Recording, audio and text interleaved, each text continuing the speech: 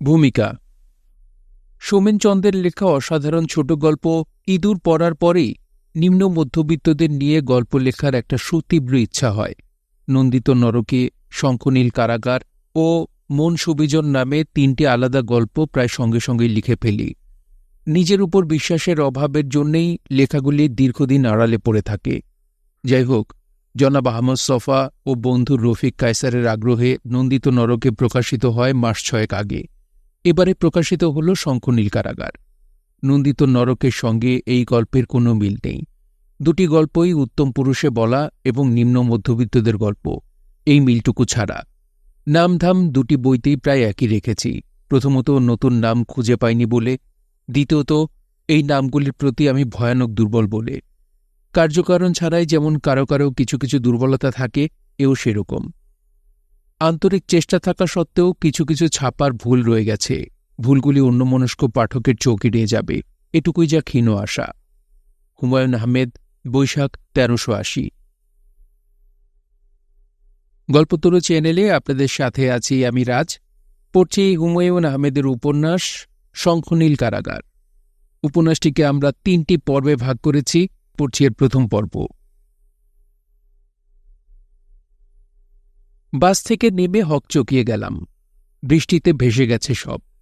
রাস্তায় পানির ধারা স্রোত। লোকজন চলাচল করছে না। লাইট পোস্টের বাতি নিভে আছে। অথচ 10 মিনিট আগেও যেখানে ছিলাম সেখানে বৃষ্টির নামগন্ধ নেই।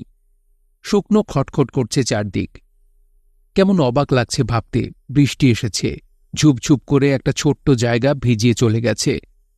আর এতেই আশৈশব পরিচিত এই অঞ্চল কেমন ভৌতিক লাগছে। হাঁটতে গা ছমছম করে। রাত 9টাও হয়নি। এর মধ্যেই রশিদের চায়ের স্টল বন্ধ হয়ে গেছে। মডার্ন লন্ড্রিও ঝাঁপ ফেলে দিয়েছে। একবার মনে হলো হয়তো আমার নিজের ঘড়ি বন্ধ হয়ে আছে। রাত বাড়ছে ঠিকই, টের পাচ্ছি না। কানের কাছে ঘড়ি ধরতেই ঘড়ির আওয়াজ ছাপিয়ে মন্টুর গলা শোনা গেল। রাস্তার পাশে নাপিতের যে সমস্ত ছোট ছোট টুল কাঠের বাক্স থাকে তারই একটায় জড়সড় হয়ে বসে আছে। আলো ছিল না বলেই এতক্ষণ নজরে পড়েনি। চমকে বললাম, মন্টু, কি হয়েছে রে? কিছু হয়নি। স্পঞ্জের স্যান্ডেল হাতে নিয়ে মন্টু টুল বাক্স থেকে উঠে এলো। কাদায় পানিতে মাখামাখি, ধরা গলায় বলল, পা পিছলে পড়েছিলাম, স্যান্ডেলের ফিতে ছিঁড়ে গেছে। এত রাতে বাইরে কি করছিলি?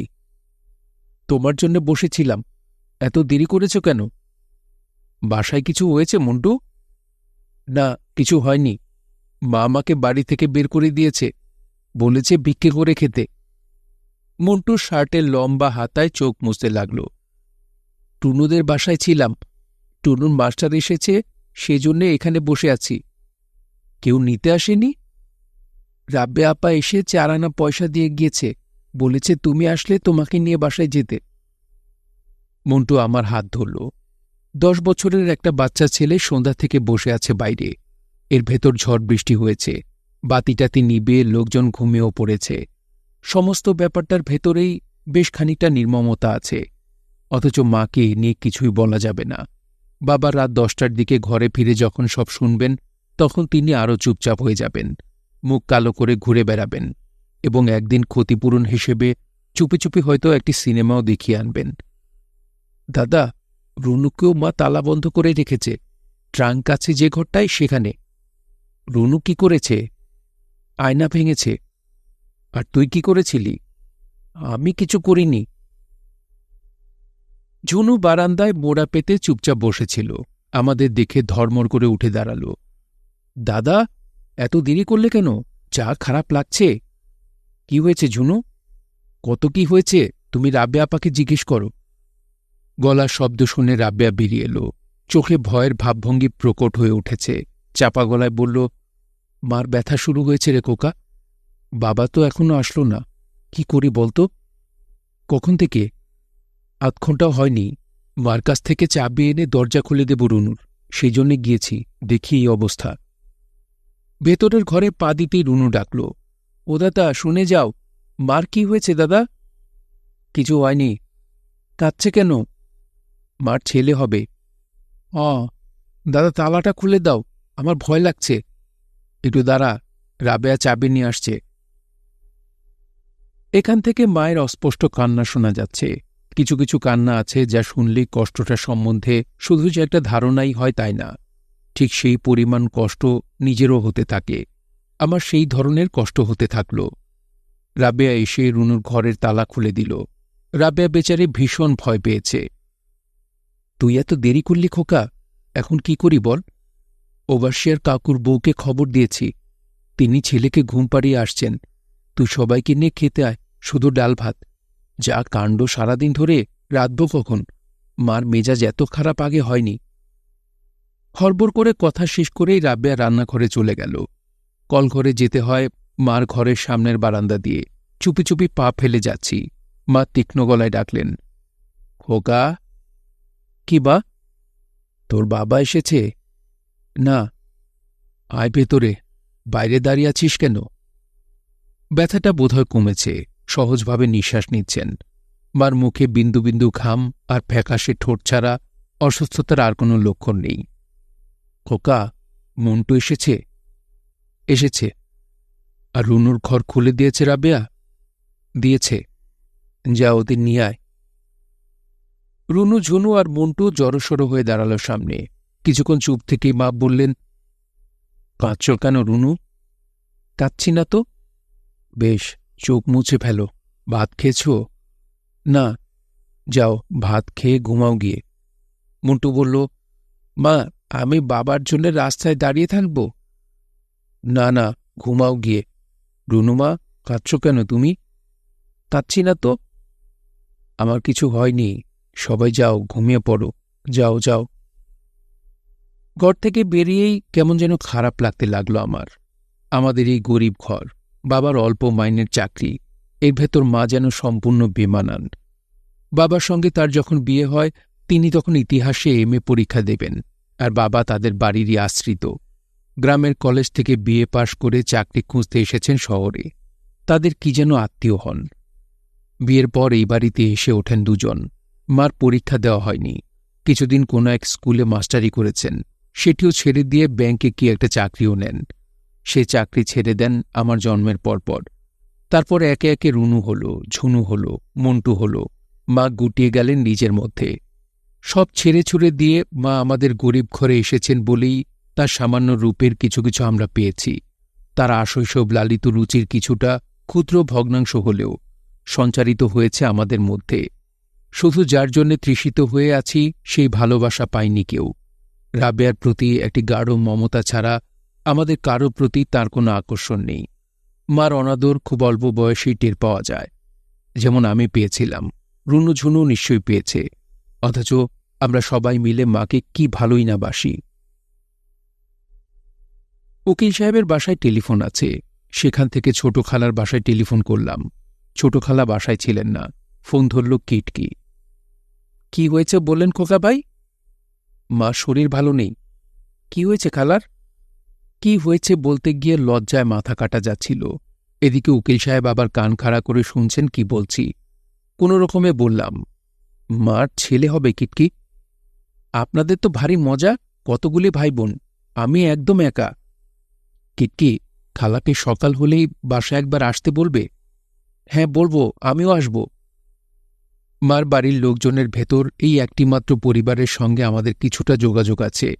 ছোট খালা আসেন মাঝে মাঝে। কিটকির জন্মদিন, পুতুলের বিয়ে, এই জাতীয় উৎসবগুলিতেও দাওয়াত হয় রুনুঝুনুর। বাসায় ফিরে দেখি বাবা এসে গেছেন। ওভারশিয়ার কাকুর বউ এসেছেন। ধাই সুহাসিনও এসেছে। রান্নাঘরে বাতি জ্বলছে। রাবেয়া ব্যস্ত হয়ে এঘর ওঘর করছে। বাবা ভেতরের বারান্দা ইজি চেয়ারে শুয়ে ঘন ঘন সিগারেট খাচ্ছেন। আমাকে দেখে যেন একটু জোর পেলেন। তোর ছোট খালাকে খবর দিয়েছিস খোকা? জি দিয়েছি। আপনি কখন এসেছেন? আমার একটু দেরি হয়ে গেল। তোর আজিজ খাকে মনে আছে? ঘড়ির দোকান ছিল যে, আমার খুব বন্ধু মানুষ। সে হঠাৎ মারা গেছে, গিয়েছিলাম তার বাসায়। বাবা যেন আমার কাছে কৈফিয়ত দিচ্ছেন এমন ভাবভঙ্গি করতে লাগলেন। আজিজ খার বউ ঘন ঘন ফিট হচ্ছে। একবার মনে করলাম থেকেই যাই। ভাগ্য ভালো থাকিনি, নিজের ঘরে এত বড় বিপদ। বিপদ কিসের বাবা? না, বিপদ অবশ্যই নয়। কিন্তু রাতে এমন একটা বাজে স্বপ্ন দেখেছি, যতবারই মনে হয় হাত পা ঠান্ডা হয়ে আসে। কিছুক্ষণ আগে রাবেয়াকে বলেছি সে কথা। কি স্বপ্ন? না না, রাতের বেলা কেউ স্বপ্ন বলে নাকি রে? যা, তুই রাবেয়ার কাছে গিয়ে বস একটু। ঘরে যদিও অনেকগুলি প্রাণী জেগে আছি, তবু চারদিক খুব বেশি রকম নীরব। রান্নাঘরে দু একটি বাসনকোসন নাড়ার শব্দ ছাড়া আর কিছুই শোনা যাচ্ছে না। বাবা অবশ্যই মাঝে মাঝে বিড়বিড় করে কি যেন বলছেন। তার একা একা কথা বলার অভ্যাস আছে। মাঝে মাঝে যখন মেজাজ খুব ভালো থাকে তখন গুনগুন করে গান ও গান। কথা বোঝা যায় না। ও মন মন রে, এই লাইনটি অস্পষ্ট শোনা যায়। রাবেয়া বলে, বাবার নৈশ সঙ্গীত। রাবেয়াটা এমন ফাজিল। রান্নাঘরে গিয়ে দেখি একটা মস্ত অ্যালুমিনিয়ামের সসপ্যানে পানি ফুটছে। রাবেয়ার ঘুম ঘুম ফোলা মুখে আগুনের লাল আঁচ এসে পড়েছে। সে আমার দিকে তাকিয়ে কি ভেবে অল্প হাসল। আমি বললাম, হাসছিস যে? এমনি। সুহাসিনী মাসির আমি কি নাম দিয়েছি জানিস? কি নাম? কুহাসিনী মাসি। ওর হাসি শুনলেই আমার গা জ্বলে। একটু আগে কি বলেছে জানিস? কি বলেছে? থাক, শুনে কাজ নেই। বল না। বলে, আজ তোমার মার জন্যে এসেছি, একদিন তোমার জন্যেও আসব খুকি। বলতে বলতে রাবেয়া মুখ নিচু করে হাসল। মনে হলো কথা বলে ফেলে সে বেশ লজ্জা পেয়েছে। হঠাৎ করে ব্যস্ত হয়ে কি খুঁজতে লাগল মিটসেফে। আমি বললাম, তোর ভাবভঙ্গি দেখে তো মনে হচ্ছে বেশ খুশি হয়েছিস শুনে। তুই একটা গাধা। লজ্জায় রাবেয়া লাল হয়ে উঠল। আমি অপ্রস্তুত হয়ে বললাম, লজ্জা পাওয়ার কি হয়েছে? যা, লজ্জা পেলাম কোথায়? তোর যে কথা। যাই দেখে আসি রুনুঝুনুরা মশারি ফেলে ঘুমিয়েছে কিনা। যা মশা। রাবেয়া আমার 5 বৎসরের বড়। এই বয়সে মেয়েরা খুব বিয়ের কথা ভাবে। তাদের অন্তরঙ্গ সখীদের সাথে বিয়ে নিয়ে হাসাহাসি করে। রাবেয়ার একটি বন্ধুও নেই। আমি তার একমাত্র বন্ধু। সুহাসিনী মাসির সে কথাটি হয়তো এই জন্যেই বলেছিল আমাকে। আর আমি এমন গাধা, তাকে উল্টো লজ্জা দিয়ে ফেললাম। মেয়েরা লজ্জা পেলে এত বেশি অপ্রস্তুত হয় যে লজ্জা দিয়েছে তার অস্বস্তির সীমা থাকে না। ঘরে খুব হৈ হৈ করে বেড়ালেও রাবেয়া ভীষণ লাজুক। কলেজে যাওয়া বন্ধ করার ব্যাপারটি ধরা যাক। 3 বছর আগে হঠাৎ একদিন এসে বলল, বাবা, আমি আর কলেজ করব না। বাবা অবাক হয়ে বললেন, কেন মা? এমনি। মা বললেন, রাবেয়া, তোমাকে কি কেউ কিছু বলেছে? না মা, কেউ কিছু বলেনি। কোনো চিঠি পিঠি দিয়েছে নাকি কোনো ছেলে? না মা, আমাকে চিঠি দেবে কেন? তবে কলেজে যাবে না কেন? এমনি। না এমনি না, বলো তোমার কি হয়েছে? রাবেয়া হঠাৎ ফুপিয়ে কেঁদে উঠে বলল, মা, ছেলেরা আমাকে মা কালী বলে ডাকে। আমাদের ভেতর রাবেয়ায় শুধু মার রং পায়নি। যতটুকু কালো হলে মায়েরা মেয়েদের শ্যামলা বলেন, রাবেয়া তার চেয়েও কালো। কিন্তু ছেলেরা শুধু গায়ের রংটাই দেখল। ও ছেলে। তাকিয়ে দেখি সুহাসিনী মাসি। ধপধপ করছে গায়ের রং, ফোলা ফোলা চোখে এক বেমানান চশমা। আমি উঠে দাঁড়ালাম। খামাখা তোমার বাবা আমার ঘুম ভাঙিয়ে এনেছে। এখনো অনেক দেরি, 9টার আগে নয়। আমি চুপ করে রইলাম। সুহাসিনী মাসি বললেন, মেয়েটি কই? লম্বা মতো মেয়েটি? আসবে এক্ষুনি। কেন? 1 কাপ চা করে দিতে বলতাম। এই যে ও খুকি, মাসিকে চা করে দাও না 1 কাপ। রাবেয়া হাসি মুখে বলল, দেই। আপনি বসবেন এখানে? না, আমি একটু শোবো ভেতরের ইজি চেয়ারে। রাবেয়া তাকালো আমার চোখে চোখে। তোর লাগবে নাকি 1 কাপ? দে। তাহলে 5 কাপ দি। বাবাকে 1 কাপ, আমার নিজের 2 কাপ। রাবেয়া চায়ের সরঞ্জাম সাজাতে লাগল। অভ্যস্ত নিপুণ হাত, দেখতে ভালো লাগে। আমি বললাম, মাসির বয়স কত রে? অনেক। আমি ছাড়া সবই তো তার হাতে। দেখলে মনে হয় না, তাই না? মার ব্যথাটা একটু কম মনে হয়। সবার মা এমন কষ্ট পেলেন। তোরা তো সুখে আছিস। কষ্ট যা তা তো মেয়েদেরই। পেটে ছেলেমেয়ে আসা মানে 1 পা কবরে রাখা। আমি বললাম, কষ্টটা যদি পুরুষরাও পেত তাহলে তুই খুশি হতি? জানি না। বলেই রাবেয়া হঠাৎ কি মনে করে হাসতে লাগল। হাসির উচ্ছ্বাসে পেয়ালার দুধ গেল উল্টে। আঁচল খসে পড়ল মেঝেই। অবাক হয়ে বললাম, হাসির কি হয়েছে? এত হাসছিস কেন? একটা গল্প মনে পড়েছে, তাই হাসছি। কি গল্প? বাজে গল্প, তবে খুব মজার। শুনলে তুই নিজেও হাসবি। শুনবি? বল। একদল মেয়ে আল্লাহর কাছে নালিশ করল। তাদের বক্তব্য, ছেলে মেয়ে হওয়ার ব্যথাটা শুধু মেয়েদের হবে কেন, এবার থেকে ছেলেদেরও হতে হবে। ব্যথার ভাগ্য সমান সমান। আল্লাহ বললেন, ঠিক আছে, তাই হবে। তারপর কি হলো শোন। মেয়েদের এই দলটির যিনি প্রেসিডেন্ট ছিলেন, তার ব্যথা শুরু হলো। কিন্তু কি আশ্চর্য, স্বামী বেচারা দিব্যি ঘুরে বেড়াচ্ছে, কোনো ব্যথা ব্যথা নেই। এদিকে তাদের গাড়ির ড্রাইভার ছুটির দরখাস্ত করেছে, তার নাকি হঠাৎ ভীষণ ব্যথা শুরু হয়েছে পেটে। তারপর তারপর আবার কি? মেয়েরা বলল, আল্লাহ তোমার পায়ে পড়ি, ব্যথার ভাগাভাগি আর চাই না, আমাদের কষ্ট আমাদেরই থাক। তুই হাসলি না একটু? আগে শুনেছিস নাকি? না। তবে নোংরা গল্প, তাই হাসলাম না। ও। রাবেয়া চায়ের পেয়ালা হাতে বেরিয়ে গেল। সে খুব অপ্রস্তুত হয়েছে, চোখ লজ্জায় ভিজে উঠেছে। আমার খারাপ লাগতে লাগল। অন্য সময় হলে এই গল্পেই প্রচুর হাসতাম, আজ পারিনি। হয়তো মায়ের কথা ভাবছিলাম বলে। চায়ের পেয়ালা হাতে বারান্দায় এসে দাঁড়াতেই দেখি মন্টু গুটি গুটি পায়ে বেরিয়ে এসেছে। কিরে মন্টু, ঘুম আসছে না দাদা? কেন? রুনুঝুনু ঘুমিয়ে পড়েছে, আমার একা একা ভয় লাগছে। কিসের ভয়? ভূতের। রাবেয়া রান্নাঘরে ফিরে যাচ্ছিল। মন্টু ডাকল, আপা, আমি চা খাবো। এক ফোঁটা ছেলের রাত ৩টার সময় চা চাই? সিগারেটও লাগবে নাকি বাবুর? দেই বাবার কাছ থেকে এনে। আপা, ভালো হবে না বলছি। ও ঘর থেকে কাপ নিয়ে আয় একটা, দেখিস ফেলে দিয়ে একাকার করিস না। ভোর হয়ে আসছে, কাক ডাকছে। মুরগির ঘরে মুরগিগুলি সারা শব্দ দিচ্ছে। চাঁদের আলো ফিকে হয়ে এসেছে। দাঁড়িয়ে দাঁড়িয়ে ভোর হওয়া দেখছি। ভেতরের ঘর থেকে বাবা বেরিয়ে এলেন, ভীত গলায় ডাকলেন, খোকা। জি? তোর মাকে মনে হয় হাসপাতালে নিয়ে যাওয়াই ভালো। কেন হঠাৎ করে? না মানে, সুহাসিনী বলল এখন বয়স হয়েছে কিনা। তাছাড়া তাছাড়া কি? না মানে কিছু নয়। আমার কেন যেন খারাপ লাগছে স্বপ্নটা দেখার পর। দেখলাম যেন আমি একটা ঘরে। একটা ঘরে কি? না না, রাতের বেলায় স্বপ্ন বলে নাকি কেউ? বাবা থতমতো খেয়ে চুপ করলেন। মায়ের সেই ভয় ধরানো চিৎকার আর শোনা যাচ্ছে না। কোথাও থেকে দুটি বেড়াল এসে ঝগড়া করছে, অবিকল শিশুদের কান্নার মতো আওয়াজ। বাবা বললেন, খোকা, আমি হাসপাতালে গিয়ে অ্যাম্বুলেন্স খবর দিই। আপনার যেতে হবে না, আমি যাই, বরং পাশের বাড়ি থেকে ফোন করে দিই।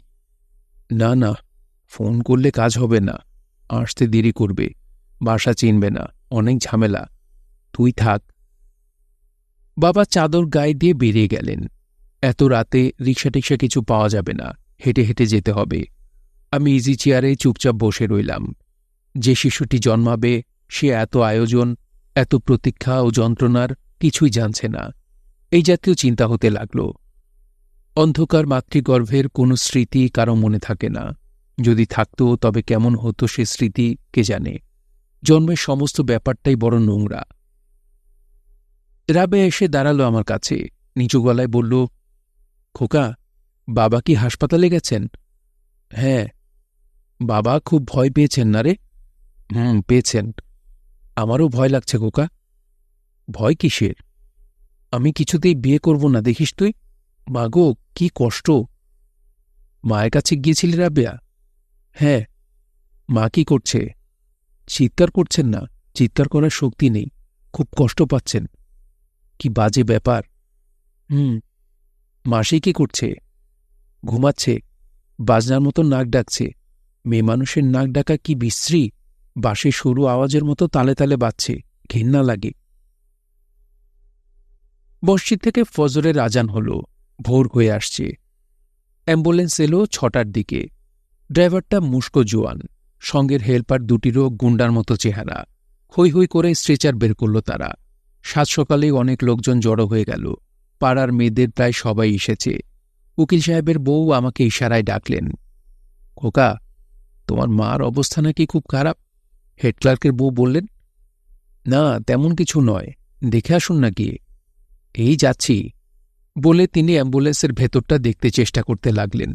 হেড ক্লার্কের বউ এসেছেন। তার সঙ্গে একটি সুন্দর মতো মেয়ে। কম বয়সী কয়েকটি ছেলে মেয়ে দেখি হৃষ্টচিত্তে ঘুরে বেড়াচ্ছে। মন্টু ভীষণ ভয় পেয়েছে, আমার একটা হাত শক্ত করে ধরে রেখেছে। মাঝে মাঝে সে যে কাঁপছে তা বুঝতে পারছি। রুনু আর ঝুনুকে দেখছি না। রাবেয়া উঠানের মাঝখানে দাঁড়িয়ে আছে একা একা। মন্টু বলল, দাদা তোমাকে ডাকছে। কে? ওভারশিয়ার কাকু। মন্টুর হাত ধরে ওপাশে গেলাম। হয়তো হাজারো কথা জিজ্ঞেস করবেন। পুরুষ মানুষের মেয়েলি কৌতূহল বড় খারাপ লাগে। ওভারশিয়ার কাকু খালি পায়ে দাঁড়িয়েছিলেন।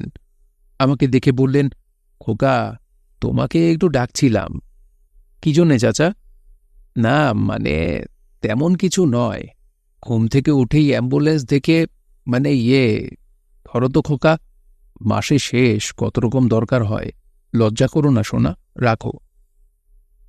কথা বলবার অবসর না দিয়ে চাচা সরে গেলেন। ওই দিকটায় হইচই হচ্ছে। স্ট্রেচারে করে মাকে তুলছে গাড়িতে। ছুটে গেলাম। বাবা সঙ্গে কে যাচ্ছে? আমি আর তো সুহাসিনী মাসি। রাবেয়াকে নিয়ে যান। না না, ও ছেলে মানুষ। খোকা তোর ছোট খালাকে খবর দিস। গাড়ি স্টার্ট নিতেই বাবা আবার ডাকলেন, খোকা ও খোকা, তোর মা ডাকছে, আয় একটু। গাড়ির ভেতর আবছা অন্ধকার। গলা পর্যন্ত চাদর জড়িয়ে মা পড়ে আছেন। সারা শরীর কেঁপে কেঁপে উঠছে এক একবার। মা নরম স্বরে বললেন, খোকা আয় এদিকে। অস্পষ্ট আলোয় চোখে পড়ল, যন্ত্রণায় তার ঠোঁট কেঁপে কেঁপে উঠছে। অদ্ভুত ফর্সা মুখের অদৃশ্য নীল শিরা কালো হয়ে ফুলে উঠছে। বিন্দু বিন্দু ঘাম জমেছে সারা মুখে। মা কি জন্যে ডেকেছেন? কি? মা কোনো কথা বললেন না। বাবা বললেন, দেরি হয়ে যাচ্ছে, খোকা তুই নেমে যা। আমিও সঙ্গে যাই বাবা। না না তুই থাক, বাসায় ওরা একা, নেমে যা নেমে যা। মাসি গলা বাড়িয়ে বললেন, পানের কৌটা ফেলে এসেছি, কেউ আসে তো সঙ্গে দিয়ে দিও। গাড়ি ছেড়ে দিল। মন্টু গাড়ির পেছনে পেছনে বড় রাস্তা পর্যন্ত গিয়ে ফোপাতে ফোপাতে ফিরে এলো। রুনুঝুনুকে নিয়ে আমি বসে রইলাম বারান্দায়। জন্ম বড় বাজে ব্যাপার, মৃত্যুর চেয়েও করুণ। বুকের উপরে চেপে থাকা বিষণ্ণতা দেখতে দেখতে কেটে গেল। আবহাওয়া তরল হয়ে এলো ঘণ্টাখানেকের মধ্যে। ছোট খালা এলেন 9টায়, তার মস্ত কালো রঙের গাড়িতে করে, সঙ্গে মেয়ে কিটকি। রাবেয়া ঢাউস এক কেটলি চায়ের পানি চড়িয়ে দিল। রুনু ঝুনু স্কুলে যেতে হবে না শুনে আনন্দে লাফাতে লাগল। সারা রাত অঘুমা থাকায় মাথা ব্যথা করছিল। চুপচাপ শুয়ে রইলাম। ইউনিভার্সিটিতে এক দফা যেতে হবে, স্যার কাল খোঁজ করেছিলেন, পাননি। আতিক কি জন্যে যেন তার বাসায় যেতে বলেছে, খুব নাকি জরুরি। চার্লি চ্যাপলিনের দিক্কিউ ছবিটি চলছে গুলিস্তানে। আজ দেখব কাল দেখব করে দেখা হয়নি। 2 দিনের ভেতর দেখতে হবে। সামনের সপ্তাহে কি এক বাজে ছবি যেন আসছে। কিরে খোকা, শুয়ে? মৃদু সেন্টের গন্ধ ছড়িয়ে খালা ঢুকলেন। খালার সঙ্গে মায়ের চেহারার খুব মিল, তবে খালা মোটাসোটা, মা ভীষণ রোগা। খালা পাশের চেয়ারে বসলেন। জ্বর নাকি রে? জি না, এই শুয়েছি একটু। দেখি। খালা মাথায় হাত রাখলেন। না মোটেও জ্বর নেই। ডাক্তারদের বউ হাফ ডাক্তার হয়, জানিস তো? জানি, জ্বরটর নয়, এমনি শুয়ে আছি। খারাপ লাগছে? তা তো লাগবেই। বুড়ো বয়সে মায়েদের যদি মেটার্নিটিতে যেতে হয়। আমি চুপ করে রইলাম। দরজার আড়াল থেকে কিটকি উকি দিল। খালা ডাকলেন, আয় ভেতরে। কিটকি লজ্জিতভাবে ঢুকল। যখন অন্য কেউ থাকে না তখন আমার সঙ্গে কিটকির ব্যবহার খুব সহজ ও আন্তরিক। বাইরে কেউ থাকলে কিটকি সংকোচ ও লজ্জায় চোখ তুলে তাকায় না। শৈশবের একটি ছোট্ট ঘটনা থেকেই কিটকির এমন হয়েছে। সে তখন খুব ছোট, 6-7 বছর বয়স হবে। মায়ের সঙ্গে বেড়াতে এসেছে বাসায়। রুনুঝুনুর সঙ্গে সারা দুপুর হৈ হৈ করে খেলল। মা যখন সবাইকে খেতে ডাকলেন তখন তার হঠাৎ কি খেয়াল হলো কি জানি, মাকে গিয়ে বলল, খালা আমি আপনাকে একটা কথা বলবো, কাউকে বলবেন না তো? না মা, বলবো না। আল্লাহর কসম বলুন। আল্লাহর কসম। তাহলে মাথা নিচু করুন, আমি কানে কানে বলি। মা মাথা নিচু করলেন এবং কিটকি ফিসফিস করে বলল, বড় হয়ে আমি খোকা ভাইকে বিয়ে করব, আপনি কাউকে বলবেন না তো? মা কিটকির কথা রাখেননি, সঙ্গে সঙ্গে সবাইকে বলে দিয়েছেন। যদিও সুদূর শৈশবের ঘটনা, তবু স্থানে অস্থানে এই প্রসঙ্গ তুলে বেচারিকে প্রচুর লজ্জা দেওয়া হয়। মা তো কিটকির সঙ্গে দেখা হলে একবার হলেও বলবেন, আমার বউ মেয়েকে কেউ দেখি যত্ন করছে না। কিটকি তার মায়ের পাশে বসল। সে আজ হলুদ রঙের কামিজ পরেছে, লম্বা বেনিতে মস্ত বড় বড় দুটি হলুদ ফিতের ফুল। অল্প হাসল কিটকি। আমি বললাম, কি কিটকি, আজ কলেজ নেই? আছে, যাব না। কেন? এমনি, কলেজ ভীষণ বোরিং। তাছাড়া খালার অসুখ। থাকবি আজ সারাদিন? হ্যাঁ, আজ রাতে আপনাকে ভূতের গল্প বলতে হবে। ভূতের গল্প শুনে কাঁদবি না তো আবার? ইস, কাঁদব? ছোটবেলায় কবে কেঁদেছিলাম এখনও সেই কথা। ছোটবেলায় তো তুই আরও কত কি করেছিস। ভালো হবে না কিন্তু। বলতে বলতে কিটকি লজ্জায় মাথা নিচু করল। খালা বললেন, আমি হাসপাতালে যাই খোকা। কিটকি, তুই যাবি আমার সঙ্গে? না মা, আমি থাকি এখানে। খালা চলে যেতেই রাবেয়া চায়ের ট্রে হাতে ঢুকল। বেশ মেয়ে রাবেয়া। এর ভেতর সে গোসল সেরে নিয়ে চুল বেঁধেছে, রান্না শেষ করেছে, এক দফা চা খাইয়ে আবার চা এনেছে। রাবেয়া হাসতে হাসতে বলল, কি কিটকি? না না, ভেটকি বেগম, এই ঘরে কি করছ? পূর্ব রাগ নাকি? সিনেমার মতো শুরু করলে যে। যান আব্বা, আপনি তো ভারী মা ডাকলেন তাই। বেশ বেশ, তা এমন গলদা চিংড়ির মতো লাল হয়ে গেছ যে? গরমে না হৃদয়ের উত্তাপে? যান আব্বা, ভাল লাগে না। নিন নিন ভিটকি বেগম, চা নিন। কি সবসময় ভিটিকি ডাকেন? জঘন্য লাগে। কিটকির কি কোনো মানে আছে? তাই ভিটকি ডাকি। যেন ভিটকির কত মানে আছে। আছেই তো। ভিটকি হচ্ছে ভেটকি মাছের স্ত্রীলিঙ্গ। অর্থাৎ তুই একটি গভীর জলের ভেটকি ফিস, বুঝলি? বেশ, আমি গভীর জলের মাছ। না, চা খাব না। কাদো কাদো মুখে উঠে দাঁড়াল কিটকি। কাউকে কিছু বলার অবসর না দিয়ে ঝড়ের মতো বেরিয়ে গেল। রাবেয়া হেসে উঠল হো হো করে, বলল, বড় ভালো মেয়ে। একটু অহংকার আছে, তবে মনটা ভালো। তাই নাকি? হ্যাঁ, আমার ভীষণ ভালো লাগে। আর আমার মনে হয় কি জানিস? কি মনে হয়? মনে হয় মেয়েটির শৈশবে তোর দিকে যে টান ছিল, তা যে এখনো আছে তাই নয়, চাঁদের কলার মতো বাড়ছে। তোর যত বাজে কথা। রাবেয়া বলল, মেয়েটির কথা ছেড়ে দিই। তোর যে 16 আনার ওপর 2 আনা 18 আনা টান, তাতে কোনো সন্দেহ নেই। কানটান লাল করে একেবারে টমেটো হয়ে গেছিস। আচ্ছা গাধা তো তুই। রাবেয়া হাসতে হাসতে ভেঙে পড়ল। রুনু এসে ঢুকল খুব ব্যস্তভাবে, হাতে একটা লুডো বোর্ড। কিরে রুনু, কিটকে আবার কি হয়েছে? কেন? চুপচাপ বসে আছে। আগে বলেছিল লুডো খেলবে, এখন বলছে খেলবে না। রাবেয়া উঁচু গলায় হাসল আবার। রুনুকে বললাম, রুনু, মন্টু কোথায়? মন্টুকে দেখছি না তো। মন্টু হাসপাতালে গেছে। হাসপাতালে কার সঙ্গে গেল? খালার সঙ্গে? না, একাই গেছে। তার নাকি খুব খারাপ লাগছিল, তাই একাই গেছে। কোন হাসপাতালে চিনবে কি করে? চিনবে, তার স্কুলের কাছেই। চাটা খেয়ে গিয়েছে? না, খায়নি। রাবেয়া শুয়ে শুয়ে পা দোলাচ্ছিল। হঠাৎ কি মনে করে উঠে বসল। খোকা, তুই বাজি রাখতে চাস আমার সঙ্গে? কি নিয়ে বাজি? মার ছেলে হবে কি মেয়ে হবে এই নিয়ে। রাবিশ। আহ, রাখ না একটা বাজি। তোর কি মনে হয় ছেলে হবে? আমার কিছু মনে হয় না। আহ, বল না একটা কিছু। ছেলে। আমার মনে হয় মেয়ে।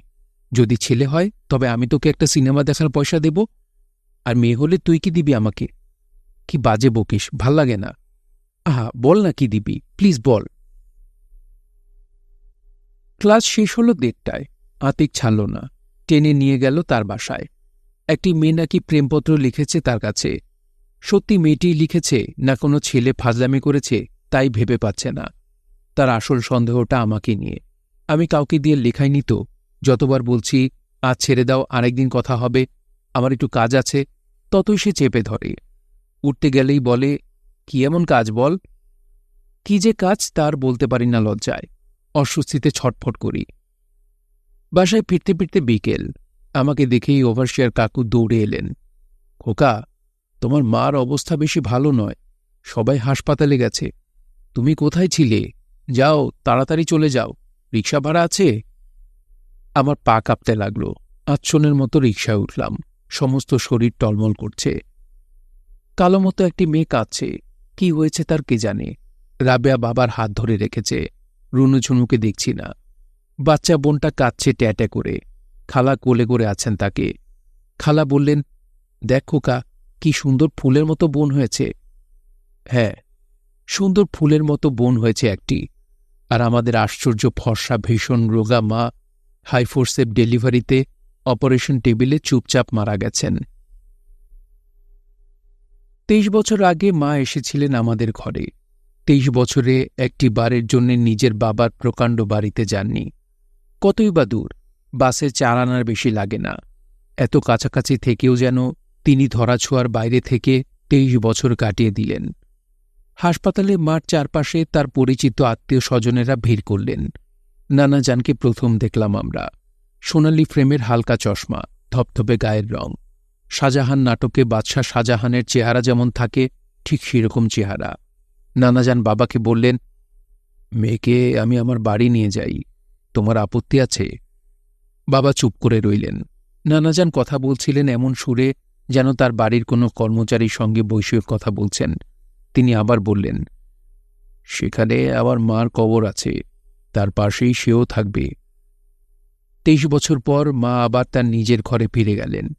একদিন যেমন সব ছেড়ে ছুড়ে এসেছিলেন, কোনো পিছুটান ছিল না, ফিরেও গেলেন তেমনি।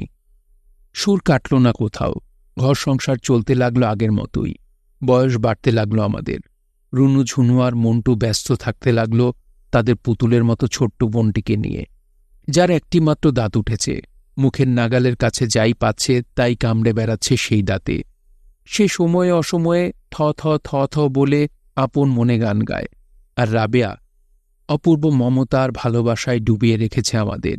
সমুদ্রের মতো এত স্নেহ কি করে সে ধারণ করেছে কে জানে। বাবা রিটায়ার করেছেন কিছুদিন হল। 10টা 5টা অফিসের বাধা জীবন শেষ হয়েছে। ফেয়ারওয়েলের দিন রুনুঝুনু বাবার সঙ্গে গিয়েছিল। অফিসের কর্মচারীরা বাবাকে একটি কোরআন শরীফ, একটি ছাতা আর একজোড়া ফুলদানি উপহার দিয়েছে। এতেই বাবা মহা খুশি। মার অবর্তমানে যতটা শূন্যতা আসবে মনে করেছিলাম তা আসেনি। সমস্তই আগের মতোই চলছে। সব মৃত্যু সম্বন্ধী একথা হয়তো খাটে। অতি প্রিয়জন যদি পাশে না থাকে তবে কি করে বেঁচে থাকা যাবে? ভাবনাটা অর্থহীন মনে হয়। মৃত্যুর জন্যে মানুষ শোক করে ঠিকই, কিন্তু সে শোক স্মৃতির শোক, এর বেশি কিছু নয়। কোনো কোনো রাতে ঘুম ভেঙে গেলে মার কথা মনে পড়ে। তখন অনেক রাত পর্যন্ত ঘুম আসে না। কিটকির কথা প্রাণপণে ভাবতে চেষ্টা করি তখন, যেন সে এসে বসেছে আমার পাশে। আমি বলছি, কি কিটকি, এত রাতে আমার ঘরে? ভয় করে না? কিসের ভয়? ভূতের? আমি বুঝি আগের মতো ছেলে মানুষ আছি? না, তুই কত বড় হয়েছিস। সবাই বড় হচ্ছি আমরা। হ্যাঁ, দেখেছেন আমার চুল কত লম্বা হয়েছে? তোকে বব চুলে এর চেয়ে ভালো দেখাতো। সত্যি? হ্যাঁ। কাঁচি আছে আপনার কাছে? কি করবি? বব করে ফেলি আবার। রাতে এ জাতীয় অসংলগ্ন ভাবনা ভাবি বলেই হয়তো কিটকিকে দিনের বেলায় দেখলে লজ্জা ও সংকোচ বোধ করি, যেন একটা অপরাধ করে ধরা পড়েছি। কিটকি অবশ্যই আগের মতোই আছে। হইচই করার নেশাটা একটু বেড়েছে মনে হয়। রুনুঝুনুর সঙ্গে খুব ভাব হয়েছে। প্রায়ই এদের দুজনকে সিনেমা দেখাতে নিয়ে যায়। আমার নিজের স্বভাব চরিত্রে বেশ পরিবর্তন এসেছে। যখন ছাত্র ছিলাম রাত জেগে পড়তে হতো, আর দু চোখে ভিড় করত রাজ্যের ঘুম, কষ্ট করে রাত জাগা। এখন ঘুমোবার অবসর আছে, কিন্তু চেপে ধরেছে ইনসমনিয়ায়। থানার ঘড়িতে বড় বড় ঘণ্টা বেজে ছোটগুলিও বাজতে শুরু করে। ঘুম আসে না এক ফোঁটা। বিছানায় গড়াগড়ি করি। ভোর হয়। সকালের আলো দু চোখে পড়তেই ঘুমে আচ্ছন্ন হয়ে পড়ি। 8টা বাজার আগেই রুনু ঝাঁকায়, দাদা ওঠো, চা জুড়িয়ে পানি হয়ে গেল। হোক, তোরা খা, শরীর খারাপ আমার, আর একটু ঘুমোই। রুনু চলে যেতেই রাবে আসে। প্রবল ঝাঁকুনিতে চমকে উঠি শুনি, 3 মিনিটের মধ্যে না উঠলে দিচ্ছি মাথায় পানি ঢেলে। 1, 2, 3, 4, এই দিলাম, এই দিলাম। রাবেয়াকে বিশ্বাস নেই, উঠে পড়তে হয়। বারান্দায় মুখ ধুতে ধুতেই বাবা সকালের দীর্ঘ ভ্রমণ সেরে ফিরে আসেন। খুশি খুশি গলায় বলেন, তুই বড় লেট রাইজার, স্বাস্থ্য খারাপ হয় এতে। দেখ না আমার স্বাস্থ্য আর তোর স্বাস্থ্য মিলিয়ে। সত্যি চমৎকার স্বাস্থ্য বাবার। রিটায়ার করার পর আরও ওজন বেড়েছে। আমি সপ্রশংস চোখেই তাকাই বাবার দিকে। বাবা হেসে হেসে বলেন, এত রোগা তুই? কলেজের ছেলেরা তোর কথা শোনে? তা শোনে। রাবেয়া রান্নাঘর থেকে চেঁচায়, না বাবা, মোটেই শোনে না। বাবা খুব খুশি হন। অনেকক্ষণ ধরে আপন মনে হাসেন। বেশ বদলে গেছেন তিনি। বাবা ছিলেন নিরীহ, নির্লিপ্ত মানুষ। সকালে অফিসে যাওয়া, বিকেলে ফেরা, সন্ধ্যায় একটু তাস খেলতে যাওয়া, 10টা বাজতে না বাজতে ঘুমিয়ে পড়া। খুবই চুপচাপ স্বভাব। আমাদের কাউকে কোনো কারণে সামান্য ধমক দিয়েছেন এও পর্যন্ত মনে পড়ে না। সংসারে বাবার যেন কোনো অস্তিত্ব নেই। আমাদের নিয়ে আর মাকে নিয়েই আমাদের সংসার। বাবার ভূমিকা নেপথ্য কোলাহলের। কেউ আমাদের দাওয়াত করতে এলে মাকেই বলত। বাড়িওয়ালা ভাড়া নিতে এসে বলত, খোকা, তোমার মাকে একটু ডাকো তো।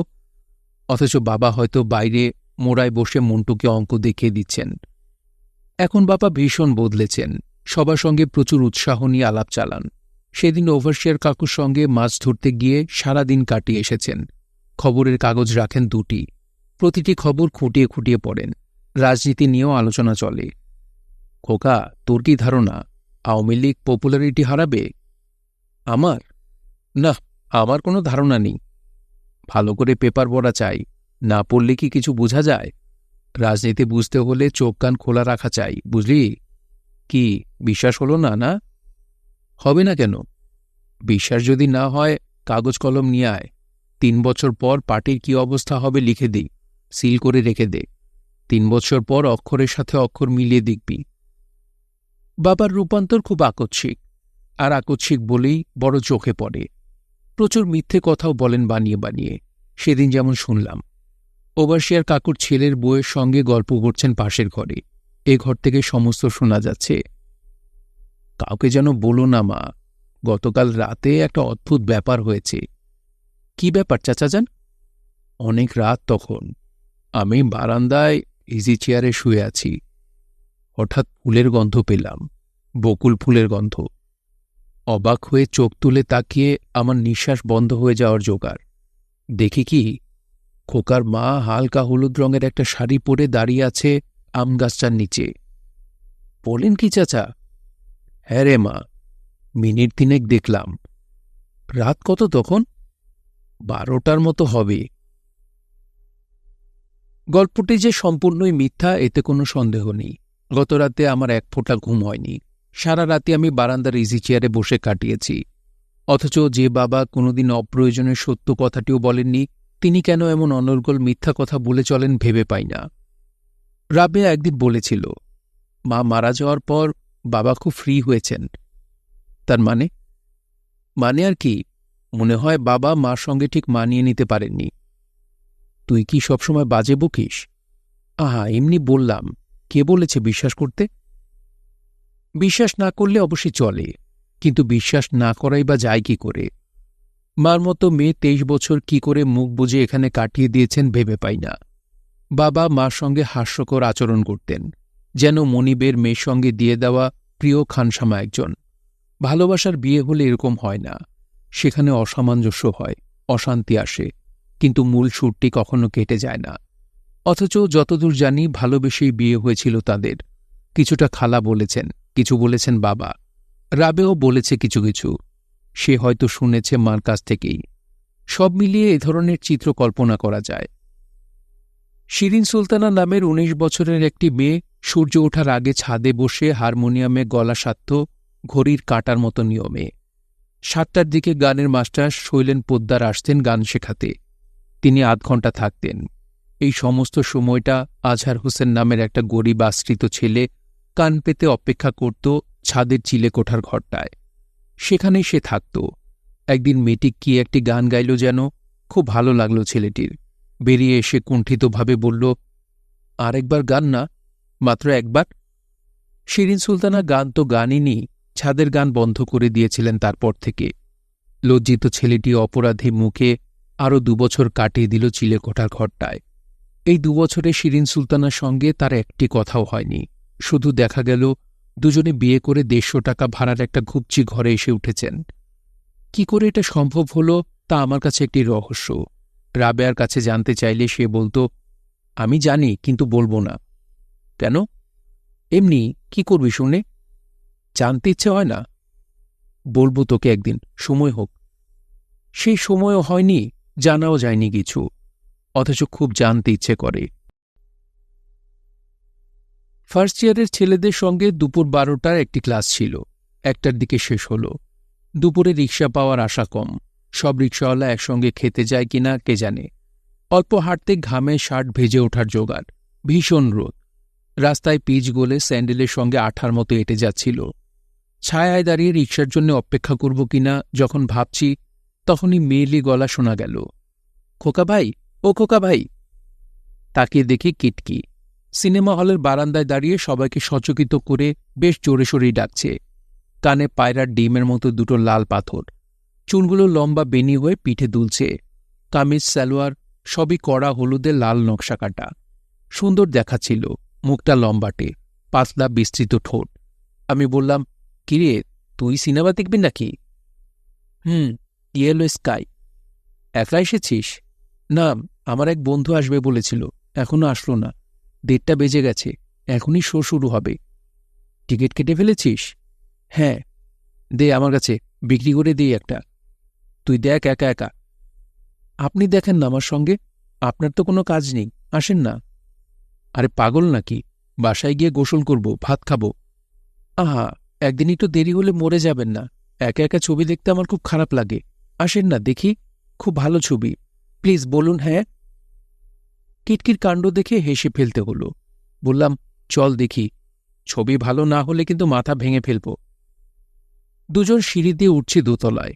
কিটকি হঠাৎ দাঁড়িয়ে বলল, দেখুন তো কি মুশকিল হলো। আবার কি? আমার বন্ধুটা এসে পড়েছে, ওই যে নামছে রিকশা থেকে। খাট ওই মেয়েটি নাকি, লালোর না? ভালোই হয়েছে। দেখ তোরা দুজন, আমায় ছেড়ে দে। না না, আসেন, এই পোস্টার বোর্ডটার আড়ালে চলে যাই, না দেখলেই চলে যাবে। তুই যে আড়ালে, আমাকে তো আর চেনে না। আহা, আসেন না। কোন দিকে গেছে? দোতলায় খুঁজতে গেছে হয়তো। কেমন গাধা মেয়ে দেখেছেন? 12:30টায় আসতে বলেছি, এসেছে 1:30টায়।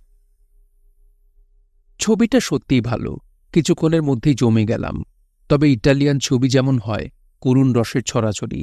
ছবির সুপুরুষ ছেলেটি বিয়ে করেছে তার প্রেমিকার বড় বোনকে। খবর পেয়ে প্রেমিকা বিছানায় শুয়ে ফুলে ফুলে কাঁদছে, তাই দেখাচ্ছে অনেকক্ষণ ধরে। হঠাৎ সচকিত হয়ে দেখি কিটকি নিজেই মুখে আধখানা রুমাল গুজে কান্নার দুরন্ত বেগ সামলাচ্ছে। চোখের পানিতে চিকচিক করছে গাল। পাশে বসা এক গোবেচারা তরুণ পর্দা ছেড়ে কিটকিকেই দেখছে অবাক হয়ে। আমি বললাম, কিরে কিটকি, কি ব্যাপার? কিছু না। আয় আয়, ছবি দেখতে হবে না। কি মুশকিল, কান্নার কি হলো? তোর তো কিছু হয়নি। কিটকির হাত ধরে হল থেকে বেরিয়ে এলাম। আলো এসেই লজ্জা পেয়ে গেল সে। তুই একটা পাগল। বলেছে আপনাকে? আর একটা বাচ্চা খুকি। আর আপনি একটা বুড়ো। তুই ভারী ভালো মেয়ে কিটকি, তোর কান্না দেখে আমার এত ভালো লেগেছে। ভালো হবে না বলছি। আইসক্রিম খাবে কিটকি? না না। না না, খেতেই হবে। আয়, তুই সিনেমা দেখালি, আমি আইসক্রিম খাওয়াই। দেখলেন তো কুল্লে শিকিখানা সিনেমা। আচ্ছা, তুই শিকিখানাই খাস। কিটকি সুন্দর করে হাসল। সবুজ রুমালে নাক ঘষতে ঘষতে বলল, ছবিটি বড় ভালো, তাই না? হ্যাঁ। ইস, সবটা যদি দেখতাম। গরমে মন্দ লাগল না আইসক্রিম। বড় কথা, পরিবেশটি ভালো। সুন্দর করে সাজানো টেবিলে সাদা টেবিল ক্লথ, বয়গুলি কেতা দুরস্ত। অসময় বলেই ভিড় নেই। কিটকি তৃপ্তির নিঃশ্বাস ফেলল। চলুন উঠি। বস আর একটু, আইসক্রিম আরও একটা নে। ছেলে মানুষ পেয়েছেন আমাকে না? সবুজ রুমাল বের করে নাক ঘষল কিটকি। আমার ভীষণ নাক ঘামে, খুব বাজে। না, খুব ভালো। যাদের নাক ঘামে তারা। জানি জানি, বলতে হবে না, যত সব মিথ্যে কথা। আপনি বিশ্বাস করেন? না। আমিও না। আচ্ছা, যেসব মেয়ের গালে টোল পড়ে তাদের হাজবেন্ড নাকি খুব কম বয়সে মারা যায়। কই, তোর তো টোল পড়ে না, নাকি পড়ে? হাসি দে একটা। আহা, আমার জন্য বলছি না, আপনি ভারী বাজে। বাসায় যাবে কিটকি? চল যাই। না, আজ থাক, আরেকদিন যাব। কাল আয়। শুক্রবারে কলেজ খোলা যে। আচ্ছা, সন্ধ্যাবেলা আসব। রাতে থাকবি তো? হুম। কিটকি রিকশায় উঠে হাত নাড়ল। রোদের তেজ কমে আসছে। 4টা বেজে গেছে। প্রচুর ঘেমেছি। বাসায় গিয়েই একটা দীর্ঘ গোসল সারব। অবেলায় ভাত আর খাব না, চাটা খেয়ে দীর্ঘ ঘুম দেব। রাবেয়া কদিন ধরেই সিনেমা দেখার জন্য ঘ্যানর ঘ্যানর করছে। তাকে নিয়ে একদিন দেখলে হয় ইয়েলো স্কাই।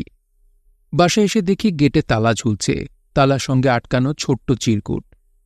খোকা, সবাই মিলে ছোট খালার বাসায় বেড়াতে গিয়েছি, সন্ধ্যার আগে ফিরব না, তুইও এসে পড়। রাবেয়া, ক্লান্তি লাগছিল খুব, কোথাও গিয়ে চাটা খেলে হতো। এই চিঠিটি সম্ভবত তোমাকেই লেখা। তাকিয়ে দেখি বেশ লম্বা নিখুঁত সাহেবী পোশাকে এক ভদ্রলোক আমার পাশে দাঁড়িয়েছেন। কপালের দুপাশের চুলে পাক ধরলেও এখনও বেশ শক্ত সমর্থ চেহারা। তুমি বলেছি বলে কিছু মনে করনি তো? ছেলের বয়সী তুমি। না না, কিছু মনে করিনি আমি। আপনাকে ঠিক চিনতে পারছি না। চিনবে কি করে? আমি তো পরিচিত কেউ না। রাবেয়া বলে এই বাড়িতে একটি মেয়ে আছে না? জি, আমার বোন। ছোটবেলায় সে যখন স্কুলে পড়ত তখন তার সঙ্গে আমার পরিচয় হয়। তাকে দেখলেই আমি গাড়িতে করে লিফট দিতাম। তাই নাকি? হ্যাঁ, বড় ভালো মেয়ে। অনেকদিন দেশের বাইরে ছিলাম, কিছুদিন হলো এসেছি। ভাবলাম মেয়েটিকে দেখে যাই। এসে দেখি তালা বন্ধ। তালার সঙ্গে চিঠিখানা পড়ে দেশলাই কিনতে গিয়েছি আর তুমি এসেছ। আপনাকে বসাই কোথায়? আসেন, চা খান এক কাপ। না, আমার ডায়াবেটিস, চা থাক। তুমি মেয়েটিকে এই চকোলেটগুলি দিয়ে দিও, আচ্ছা? ভদ্রলোক কালো ব্যাগ খুলে চকোলেট বের করতে লাগলেন। বিদেশে থাকাকালীন প্রায় মনে হতো মেয়েটির বিয়ে হয়ে যায়নি তো? হলে কোথায় হলো? না, বিয়ে হয়নি এখনো।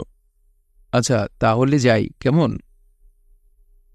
রাবেয়া বেশ মেতো। পথের লোকজনদের সঙ্গে ছোট বয়সে কেমন খাতির জমিয়েছে। এমন খাতির যে একেবারে বিদেশ থেকে চকলেট এনেছেন তিনি।